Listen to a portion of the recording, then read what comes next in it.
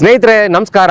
ನಾನು ನಿಮ್ಮ Malavalli Suri diary YouTube ಚಾನಲ್ಗೆ ನಿಮ್ಮೆಲ್ಲರಿಗೂ ಸ್ವಾಗತ ಸುಸ್ವಾಗತ. ಸ್ನೇಹಿತರೆ, ನಾನು ಇವಾಗ ನೋಡಿ ಮಳವಳ್ಳಿ ಪಟ್ಟಣದ ಪ್ರವಾಸಿ ಮಂದಿರದ ಬಳಿ ಇರುವಂತ ವೃತ್ತದ ಬಳಿ ಇದ್ದೀನಿ.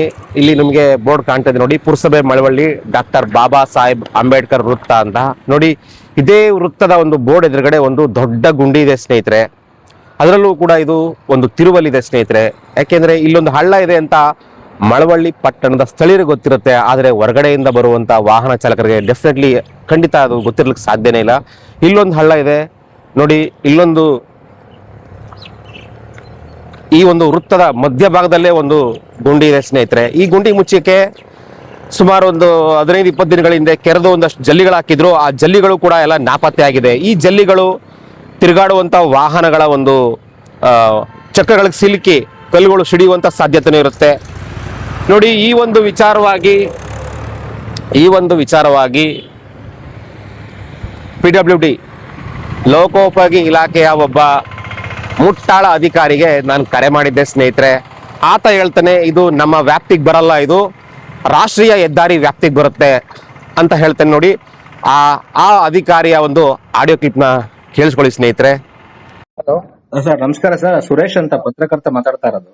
ನಮಸ್ಕಾರ ಹೇಳಿ.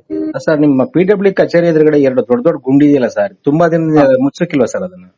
ಅದು ನಮ್ದಲ್ಲ ಸರ್, NH ಬರುತ್ತೆ ಸರ್, ಅದು ರೋಡ್ ರಾಷ್ಟ್ರೀಯ ಹೆದ್ದಾರಿ NH ಬರುತ್ತೆ ಸರ್. ಹೌದು. ಅಂದ್ರೆ ಈಗ ಟೌನ್ ಅಲ್ಲಿ ಇರೋ ರಸ್ತೆ ನೀವು ಮೇಂಟೈನ್ ಮಾಡಲ್ವಾ ಹಂಗಾದ್ರೆ? ನಮ್ಮ IB ಇಂದ ಮುಂದಕ್ಕೆ ಎಂಡಾಗಿ ಮುಂದಕ್ಕೆ ಏನಿದೆ ಅದೆಲ್ಲ NH ಸರ್, ನಮ್ದಲ್ಲ ಅದು. ಟೌನ್ ವ್ಯಾಪ್ತಿಗೆ ಬರಲ್ಲ ಅದು? ಟೌನ್ ವ್ಯಾಪ್ತಿಗೆ ಬರಲ್ಲ, ಅದು NH ಸರ್ ಬರುತ್ತೆ. ರಾಷ್ಟ್ರೀಯ ಹೆದ್ದಾರಿ ಅಂದ್ರೆ ಇವರು ಈಗ ಟೋಲ್ ತಗೊಳ್ತಾರಲ್ಲ, ಅವ್ರಿಗೆ ಏನಾರ ಬರುತ್ತಾ? ಟೋಲ್ ತಗೋತಾರಲ್ಲ, ಅವ್ರಿಗೆ ಬರೋದು. ಓಹೋ, okay, thank you sir, thank you. ಈ ಮುಟ್ಟಾಳ ಅಧಿಕಾರಿ ಹೆಸರು ಸೋಮಶೇಖರ್ ಅಂತ. ಈತ ಪುರಸಭೆಲೂ ಇದ್ದ, ಮತ್ತೆ ಡೆಪ್ಟೇಷನ್ ಮೇಲೆ ಒಂದು ಲೋಕೋಪಯೋಗಿ ಇಲಾಖೆಗೂ ಕೂಡ ಇಂಜಿನಿಯರ್ ಆಗಿ ಬಂದಿದ್ದೇನೆ ಅಂತ ಹೇಳ್ತಾರೆ ನೋಡಿ. ಇದು ಮಳವಳ್ಳಿಗೆ ಒಂದು ಪ್ರಮುಖವಾದಂತ ಒಂದು ವೃತ್ತ ಸ್ನೇಹಿತರೆ. ರಾಜ್ಯದ ನಾನಾ ಮೂಲೆಗಳಿಂದ ಇಲ್ಲಿ ವಾಹನಗಳು ಬರ್ತವೆ, ಮತ್ತೆ ಮಳವಳ್ಳಿಗೆ ಒಂದು ಮರ್ಯಾದೆನ ತಂದ್ಕೊಡುವಂತ ವೃತ್ತನೂ ಕೂಡ ಹೌದು. ಯಾಕೆ ಅಂತಂದ್ರೆ ನೋಡಿ, ಇದೇ ವೃತ್ತದ ಬಳಿ ನಮ್ಮ ಬಾಬಾ ಸಾಹೇಬ್ ಅಂಬೇಡ್ಕರ್ ಪ್ರತಿಮೆನೂ ಕೂಡ ಇದೆ ಸ್ನೇಹಿತರೆ. ನೋಡಿ, ಇಂಥ ಒಂದು ವೃತ್ತದ ಬಳಿ ಈ ರೀತಿ 2 ಗುಂಡಿಗಳು ಬಿದ್ದಿರುವುದು ನಿಜಕ್ಕೂ ಒಂದು ಬೇಸರದ ಸಂಗತಿ. ಸಂಬಂಧಪಟ್ಟ ಅಧಿಕಾರಿಗಳು ಯಾರೇ ಆಗಿರ್ಬೋದು, ಆದಷ್ಟು ಬೇಗ ಇದನ್ನ ಸರಿಪಡಿಸ್ಕೊಡ್ಬೇಕು ಅಂತ ನಾನು ಅವರಲ್ಲಿ ಆಗ್ರಹಿಸ್ತೀನಿ. ಮತ್ತೆ ನಮ್ಮ ಮಳವಳ್ಳಿಯ ಹಾಲಿ ಶಾಸಕರಾದಂತ ಅಭಿವೃದ್ಧಿ ಅಧಿಕಾರರಾದಂತ ನರೇಂದ್ರ ಸ್ವಾಮಿ ಅವರ ಗಮನಕ್ಕೆ ಬಂದಿದೆಯಲ್ಲೋ ಗೊತ್ತಿಲ್ಲ, ದಯಮಾಡಿ ಈ ಒಂದು 2 ಗುಂಡಿಗಳನ್ನ ಮುಚ್ಚಿಸಿ ಮಳವಳ್ಳಿ ಗೌರವನ ಕಾಪಾಡಬೇಕು ಅಂತ ನಾನು ನಿಮ್ಮಲ್ಲಿ ಕಳಕಳಿಯಿಂದ ಮನವಿ ಮಾಡ್ಕೊಳ್ತೀನಿ ಸ್ವಾಮಿ. ಬನ್ನಿ ಸ್ನೇಹಿತರೆ, ಬನ್ನಿ ನಮ್ಮ ಶಾಸಕರು ನಿತ್ಯ ಓಡಾಡುವಂತ ಒಂದು ಮಳವಳ್ಳಿ ಪೂರಿಗಾಲಿ ರಸ್ತೆ ಇದೆಯಲ್ಲ, ಅಲ್ಲೂ ಕೂಡ ಒಂದು ಬ್ಲಂಡರ್ ಮಾಡಿದ್ದಾರೆ, ಒಂದು ಎಡವಟ್ಟು ಮಾಡಿದ್ದಾರೆ. ಇದೇ ಲೋಕೋಪಯೋಗಿ ಇಲಾಖೆಯ ಅಧಿಕಾರಿಗಳು ಅಥವಾ ಸಂಬಂಧಪಟ್ಟ ಕಾಂಟ್ರಾಕ್ಟರು ಇದನ್ನ ಗಮನಿಸಬೇಕಾಗಿರೋದು. ಇದೇ ಲೋಕೋಪಯೋಗಿ ಇಲಾಖೆಯ ಅಧಿಕಾರಿಗಳು ಸ್ನೇಹಿತರೆ. ಅಲ್ಲಿಗೂ ಕರ್ಕೊಂಡೋಗಿ ನಿಮಗೆ ಏನು ಎಡವಟ್ಟು ಮಾಡಿದ್ದಾರೆ ಅಂತ ಅದನ್ನು ತೋರಿಸ್ಕೊಡ್ತೀನಿ. ಬನ್ನಿ ಅಲ್ಲಿ ಹೋಗೋಣ ಸ್ನೇಹಿತರೆ. ನೋಡಿ, ಇದು ಈಗ ನಿಮ್ಗೆ ರಸ್ತೆ ಕಾಣ್ತಾ ಇದೆಯಲ್ಲ ಬಲಭಾಗದಲ್ಲಿ, ಇದು ಮಳವಳ್ಳಿ ಕಡೆಯಿಂದ ಬರ್ತಾ ಇರುವಂಥ ರಸ್ತೆ. ಇದೇ ರಸ್ತೆ ನೋಡಿ, ಈಗ ಇಲ್ಲೊಂದು ಟರ್ನ್ ಇದೆ, ಡೀಪ್ ಕರ್ವ್ ಇದೆ. ಇದು ನಮ್ಮ ಹಾಲಿ ಶಾಸಕರಾದಂಥ ನರೇಂದ್ರ ಸ್ವಾಮಿ ಅವರ ಗ್ರಾಮಕ್ಕೆ ಹೋಗುತ್ತೆ, ಪೂರಿಗಾಲಿಗೆ. ಮಳವಳ್ಳಿ ಪೂರಿಗಾಲಿ ರಸ್ತೆ ಸ್ನೇಹಿತರೆ. ನೋಡಿ, ಇಲ್ಲಿ ಒಂದು ಪೈಪ್ ಹಾಕಿ ಹಿಂದೆ ಒಂದು ಕಾಮಗಾರಿ ಮಾಡಿದ್ರು ರೋಡ್ ಸ್ಟ್ರೆಚ್ ಮಾಡೋಕ್ಕೋಸ್ಕರ. ಆದರೆ ನೋಡಿ, ಇಲ್ಲಿ ಸರಳುಗಳು ಯಾವ ರೀತಿ ಇದೆ ನೋಡಿ. ಸಪೋಸ್ ಇಲ್ಲೊಂದು ಅಪಘಾತ ಆಗಿ ಹೆಚ್ಚು ಕಡಿಮೆ ಆದರೆ ಇದಕ್ಕೆ ಯಾರು ಜವಾಬ್ದಾರರಾಗ್ತಾರೆ? ಈಗ ಈ ಸರಳು ಉಪಯೋಗ ಇಲ್ಲ ಅಂದರೆ ಸರಳು ತೆಗಿಬೇಕು, ಅಥವಾ ಏನಾದರೂ ಕಟ್ಟಿ ಇಲ್ಲಿ ಮಾಡುವಂಥದ್ದಿದ್ರೆ ಮಾಡಬೇಕಾಗಿತ್ತು. ನೋಡಿ ಯಾವ ರೀತಿ ಈ ತಿರುವಲ್ಲಿ ಸರಳುಗಳು ಯಾವ ರೀತಿ ನೋಡಿ ಅಪಾಯಕಾರಿಯಾಗಿದೆ. ಇದೇ ರೀತಿ ಈ ಎಡಭಾಗದಲ್ಲೂ ಕೂಡ ಈ ಥರ ಸರಳುಗಳಿದೆ ನೋಡಿ, ಇಲ್ಲೂ ಕೂಡ ಇಲ್ಲಿ ಸರಳುಗಳಿವೆ ಸ್ನೇಹಿತರೆ. ಇದು ಒಂದು ತಿರುವಾಗಿರೋದ್ರಿಂದ ಅಪಘಾತಗಳಾಗಿ ಯಾವ್ದಾದ್ರು ವಾಹನ ಅಥವಾ ಬೈಕ್ ಸವಾರ ಇದ್ರ ಮೇಲೆ ಬಿದ್ದರೆ ಆತನ ಪ್ರಾಣ ಏನಾಗಬೇಕು ಅಂತ ನೀವೇ ಯೋಚನೆ ಮಾಡಿ ಸ್ನೇಹಿತರೆ. ಅದರಲ್ಲೂ ಹೇಳಿ ಕೇಳಿ ಈ ರಸ್ತೆ ಬಂದು ನಮ್ಮ ಹಾಲಿ ಶಾಸಕರು ನರೇಂದ್ರ ಸ್ವಾಮಿ ಅವರು ಪ್ರತಿನಿತ್ಯ ಓಡಾಡುವಂಥ ರಸ್ತೆ ಸ್ನೇಹಿತರೆ. ಅವರು ಓಡಾಡುವಂಥ ರಸ್ತೆಯಲ್ಲಿ ಈ ರೀತಿ ಒಂದು ಅಪಸವ್ಯಗಳಾದರೆ ಅದಕ್ಕೆ ಯಾರು ಹೊಣೆ?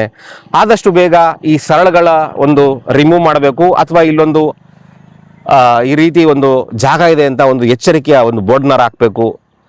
ಸಂಬಂಧಪಟ್ಟ ಅಧಿಕಾರಿಗಳು ಇದನ್ನ ಆದಷ್ಟು ಬೇಗ ಸರಿಪಡಿಸ್ಕೊಡ್ಲಿ ಅಂತ ನಾನು ಕೂಡ ಅವರಲ್ಲಿ ಆಗ್ರಹಿಸ್ತೀನಿ. ಬನ್ನಿ ಸ್ನೇಹಿತರೆ, ಇವಾಗ ನಾವು ಮಳವಳ್ಳಿ ಪಟ್ಟಣದ ಹೃದಯ ಭಾಗದಲ್ಲಿರುವಂಥ KEB ಹತ್ರ ಕರ್ಕೊಂಡು ಹೋಗ್ತೀನಿ. ಅಲ್ಲಿ ಏನು ಒಂದು ಹೊಸದಾಗಿ ನಿರ್ಮಾಣ ಆಗ್ತಿದ್ದಿಲ್ಲ ತಾಲೂಕು ಕಚೇರಿ, ಅಲ್ಲಿ ಒಂದು ಸಾರ್ವಜನಿಕರು ಮಳವಳ್ಳಿಲಿ ಲೆಕ್ಕಕ್ಕಿಲ್ಲ ಅನ್ನೋದನ್ನ ಯಾವ ರೀತಿ ಒಂದು ಕನ್ಸ್ಟ್ರಕ್ಷನ್ ನಡೀತಿದೆ ಮತ್ತೆ ಅದಕ್ಕೆ ಸಾರ್ವಜನಿಕರಿಗೆ ಯಾವ ರೀತಿ ತಿಳುವಳಿಕೆ ಕೊಟ್ಟಿದ್ದಾರೆ ಅಂತ ನಿಮಗೆ ಅಲ್ಲಿ ಕರ್ಕೊಂಡು ಹೋಗಿ ತೋರಿಸ್ತೀನಿ. ಬನ್ನಿ ಸ್ನೇಹಿತರೆ, ಮಳವಳ್ಳಿಯ ಒಂದು ಚೆಸ್ಕಾಂ ಚಾಮುಂಡೇಶ್ವರಿ ವಿದ್ಯುತ್ ಸರಬರಾಜು ನಿಗಮ ನಿಯಮಿತದ ಎದುರುಗಡೆ ಹೊಸ ತಾಲೂಕು ಕಚೇರಿ ಕಟ್ತಿರೋದು ನಿಮ್ಮೆಲ್ಲರಿಗೂ ಗೊತ್ತೇ ಇದೆ ಸ್ನೇಹಿತರೆ. ನೋಡಿ, ನಿಮಗೆ ಎಲ್ಲ ಕಡೆ ಎಲ್ಲ ವಿಶಾಲವಾಗಿ ಎಲ್ಲ ಕಡೆ ತೋರಿಸ್ತೀನಿ. ಹೊಸ ತಾಲೂಕು ಕಚೇರಿ ಕಟ್ಟುತ್ತಿರುವುದರ ಬಗ್ಗೆ ಯಾವುದೇ ರೀತಿಯ ಒಂದು ನಾಮಫಲಕ, ಕಾಮಗಾರಿಯ ಅಂದಾಜು ವೆಚ್ಚದ್ದು ಯಾವುದೇ ಒಂದು ನಾಮಫಲಕನ ಅಳವಡಿಸಿಲ್ಲ. ಯಾಕೆ ಅಂತಂದ್ರೆ ಮಳವಳ್ಳಿ ತಾಲೂಕಲ್ಲಿ ಜನಗಳು ಕೇಳುವಂತ ಸಂಪ್ರದಾಯ ಇಲ್ಲ. ಎಲ್ಲೋ ನನ್ನಂತ ಕೆಲವರು ಕೇಳ್ತಾರೆ, ಮತ್ತೆ ಇನ್ನೊಂದಷ್ಟು ಜನ ಕೆಲವರು ಕೇಳ್ತಾರೆ ಅಷ್ಟೇ. ಆದ್ರೆ 2,65,000 ಜನಸಂಖ್ಯೆ ಇರುವಂತ ಈ ಒಂದು ಮಳವಳ್ಳಿ ತಾಲೂಕಲ್ಲಿ ಯಾರೊಬ್ರು ಕೂಡ ಇದನ್ನ ಪ್ರಶ್ನೆ ಮಾಡ್ತಿಲ್ಲ. ನೋಡಿ, ಏನಕ್ಕೆ ಅಂತಂದ್ರೆ ಈ ಒಂದು ತಾಲೂಕು ಕಚೇರಿ ನೂರಾರು ವರ್ಷಗಳ ಬಾಳ್ಕೆ ಬರುವಂಥದ್ದು, ನೂರಾರು ವರ್ಷ ಜನಬಳಕೆಗೆ ಬರುವಂಥದ್ದು.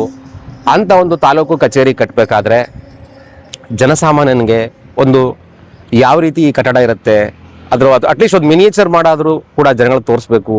ಕಾಮಗಾರಿ ಯಾವಾಗ ಮುಗಿಯುತ್ತೆ, ಯಾರು ಗುತ್ತಿಗೆದಾರ ಯಾರು, ಮತ್ತೆ ಇಲ್ಲಿ ಬಳಸ್ತಿರುವಂಥ ವಸ್ತುಗಳ ಗುಣಮಟ್ಟತೆ ಏನು, ಇದೆಲ್ಲನೂ ಕೂಡ ಒಂದು ಹಾಕ್ಬೇಕಾಗಿತ್ತು. ಆದರೆ ಯಾರೂ ಹಾಕಿಲ್ಲ. ಈ ಒಂದು ವಿಚಾರವಾಗಿ ಈ ಸಂಬಂಧಪಟ್ಟ ಯಾವ ಒಂದು ಇಲಾಖೆ ಅನುಮೋದನೆ ಕೊಟ್ಟಿದೆ ಅಲ್ಲಿಂದ ನಾನು ಮಾಹಿತಿ ತೆಗೆದುಕೊಂಡು ಸ್ನೇಹಿತರೆ, ಕಷ್ಟನೋ ಸುಖನೋ ನಾವೇ ಒಂದು ಬೋರ್ಡ್ ಹಾಕ್ಸ್ಬೇಕು ಅನ್ಕೊಂಡಿದೀವಿ. ಧನ್ಯವಾದ ಈ ಸ್ಟೋರಿ ನೋಡೋದಕ್ಕಾಗಿ. ಈ ಸ್ಟೋರಿನ ಹೆಚ್ಚು ಜನಕ್ಕೆ ಶೇರ್ ಮಾಡಿ.